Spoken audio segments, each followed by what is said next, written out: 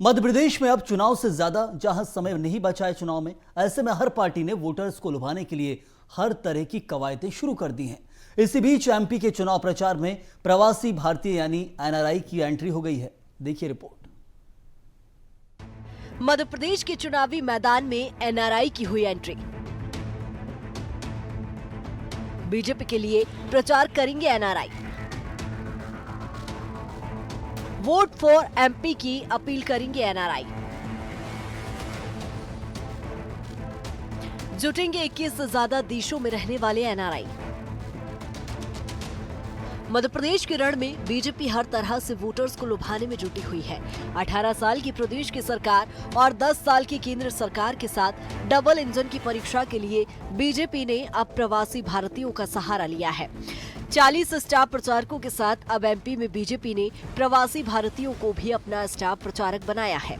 लगभग 21 से ज्यादा देशों में रहने वाले प्रवासी भारतीय मध्य प्रदेश में डबल इंजन के प्रचार में लगेंगे। बीजेपी के लिहाज से मध्य प्रदेश एक यहाँ राज्य है, इसीलिए 2018 जैसे परिणाम ना दोहराएं और इसके लिए किसी भी तरह की कोई कोर कसर छोड़ने के मूड में बीजेपी नजर नहीं आ रही है। इसीलिए फिर चाहे एमपी में मोदी शाह की जोड़ी हो या फिर अप्रवासी भारतीय यानी एनआरआई, सभी को मध्य प्रदेश में बीजेपी एक्टिव करती हुई नजर आ रही है। देखिए, पिछले 9 वर्षों में हमारी केंद्र की सरकार के सुशासन भरे नेतृत्व ने पूरे विश्व में भारत की छवि को तेजी के साथ परिवर्तित करने का काम किया है। जो हमारे प्रवासी भारतीय विभिन्न देशों में रह रहे हैं, वह इस सकारात्मक बदलाव को महसूस कर रहे हैं कि कैसे भारतीय जनता पार्टी ने माँ भारती के वैभव को विश्व के स्तर पर उत्कर्ष पर पहुँचाया है। तो स्वाभाविक तौर पर जो लोग वहाँ पर रह रहे हैं, उनका अपने एक विचार परिवार के प्रति कॉन्ट्रीब्यूशन होता है। अपने देश और समाज के कल्याण के लिए वह भी अपने हिस्से की आहुति एक अग्नि में डालना चाहते हैं। तो प्रवासी भारतीय जनता पार्टी का जो एक अभियान है, उसमें अपने तरीके से जो उनकी भूमिका हो सकती है उसका निर्वहन करने का प्रयास कर रहे हैं। यह तो एक सकारात्मक चीज़ है कि कैसे देश से कोसों किलोमीटर दूर रहने के बावजूद भी लोग अपनी परंपरा, अपने देश और अपने समाज के बारे में सोचते हैं।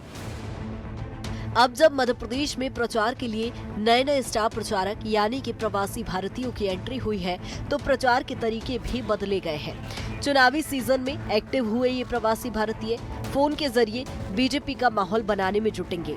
लगातार मध्य प्रदेश के वोटर्स के साथ ही फोन कॉल पर बीजेपी इन एनआरआई का संवाद करवा रही है। प्रवासी भारतीय मध्य प्रदेश के वोटर्स से वोट फॉर एमपी की अपील कर रही है, जिसका सीधा मतलब है कि ये प्रवासी भारतीय बीजेपी के लिए भावुक अपील करते हुए नजर आ रहे हैं। मध्य प्रदेश में जो कमलनाथ जी की आंधी चल रही है, उससे घबराकर परेशान होकर पूरे केंद्रीय नेतृत्व को यहाँ चुनाव लड़ाने को भेज देते हैं, केंद्रीय मंत्रियों को भेज देते हैं। मोदी जी और अमित शाह 6 महीने से मध्य प्रदेश में डेरा डाले हुए हैं और बात उनकी बनती नहीं देख के अब उन्होंने ये हारी हुई बाजी को एक और कोशिश कर रहे हैं कि एनआरआई हमारे जो हैं विदेशों में, उनसे फ़ोन कराएंगे। जब मोदी जी और अमित शाह की बात मध्य प्रदेश की जनता नहीं सुन रही है, तो निश्चित ही मुझे नहीं लगता वो एनआरआई भाई बहनों की बातों को भी सुनेंगे, क्योंकि दंश 19 साल से मध्य प्रदेश की जनता भोग रही है, एनआरआई हमारा भाई बहन नहीं भोग रहा है। तो इसलिए उन्होंने मानस बना लिया है कि मध्य प्रदेश में कमलनाथ जी के साथ खुशहाली लाएंगे। निश्चित ही इस थीम पे ये चुनाव है और सारे सर्वे बता रहे हैं कि मध्य प्रदेश में कमलनाथ जी के नेतृत्व में हम 160 से ज़्यादा सीटें जीतने जा रहे हैं।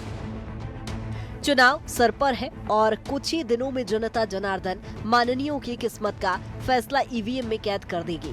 ऐसे में अंतिम दिनों में के अंतिम चरण में वोटर्स को लुभाने की हर कवायद में बीजेपी और कांग्रेस दोनों ही जुटी हुई दिखाई दे रही है। ऐसे में प्रवासी भारतीयों का मध्य प्रदेश के वोटर्स के मन पर कितना असर होता है या फिर जनता के मन में कुछ और ही चल रहा है, ये तो देखना दिलचस्प होता जा रहा है। भोपाल से कैमरा पर्सन पुनीत के साथ प्रखर जैन की रिपोर्ट।